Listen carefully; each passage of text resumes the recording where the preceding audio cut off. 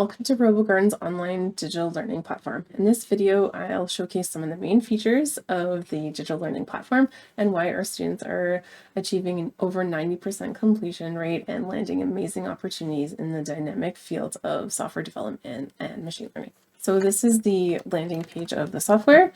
It's easily customizable for work with any of our partners, but all of the platforms are based on the same set of design principles that incorporate AI technologies to maximize learning and engagement and reduce those costs that we typically see with course design and delivery. So I'm going to log into a student profile here, and right away we'll see all the courses that we're enrolled in. So we'll enter the course. I can see all the modules that are associated and organized for this course.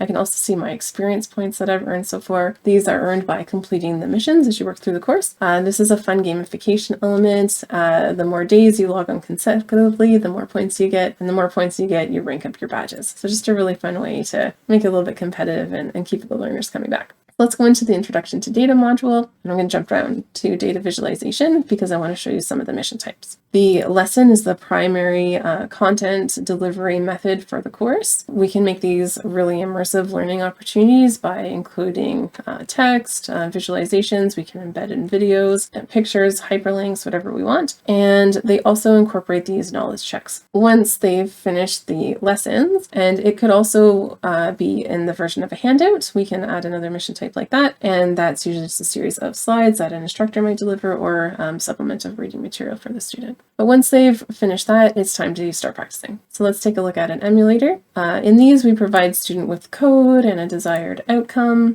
and they just need to work their way through this carousel and find the right solution, hit run, submit it, and we provide immediate feedback to the learner on why that may or may not have been the right solution, and then they can go ahead and try again.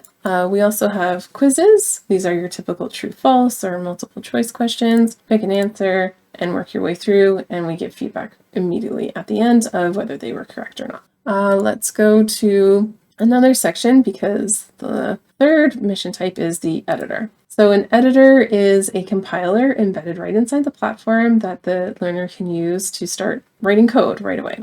We start them off with some code that we want them to use to solve this problem over here. And you can modify, add, delete, whatever they need to do in order to solve the problem. Hit run code, and it will compile and process that code. And if they didn't get to the right solution, we can help. So here it says scaled x is an undefined variable, so that you would want to go back to the code, see where that is, and why that's presenting an error. In this case, it's because it's being called, but nothing's assigned to it. It hasn't actually been set up yet. If there are resources, there might be a link or additional information provided. And if we were in the instructor profile, there's actually a button that provides the full code solution to an instructor or a TA. If a student is really stuck and they can't get to the final solution, they can click this SOS button, and we provide the full code solution so that they can continue working through the course. The final mission type that's actually on this platform would be a mini project, and here we provide a industry-based example, so something creating an app or creating a model to solve an industry problem using industry software like Jupyter Notebook. The student would write the code and then submit that to GitHub and share it with us back on the platform. All of our projects culminate with a final project of some kind. So in this case, a sandbox project. On the boot camps, we call it a capstone project, and we outline the expectations, so that's all provided right in the platform. And in this case, they are creating a little user interface that has a model embedded in it that takes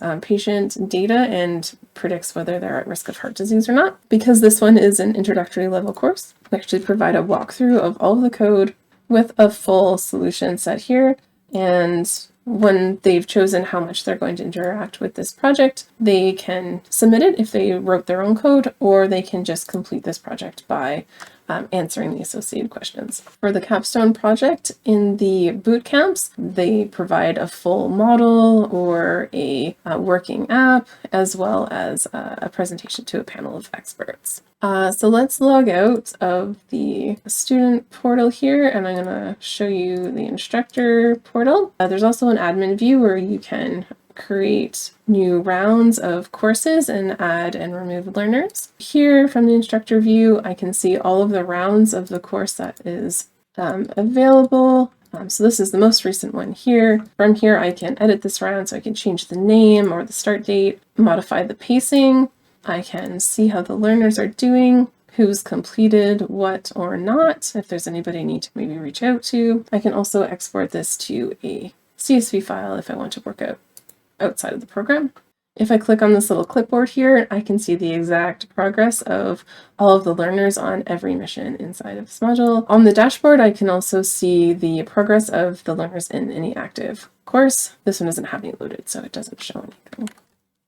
So that brings us to the end of the overview of the RoboGarden platform. I've shown you how some of our gamification techniques and the smart AI technologies helps to make this platform really fun and engaging for the learners and keeps them coming back, giving them new skills that they can then take onto new opportunities in software development and machine learning.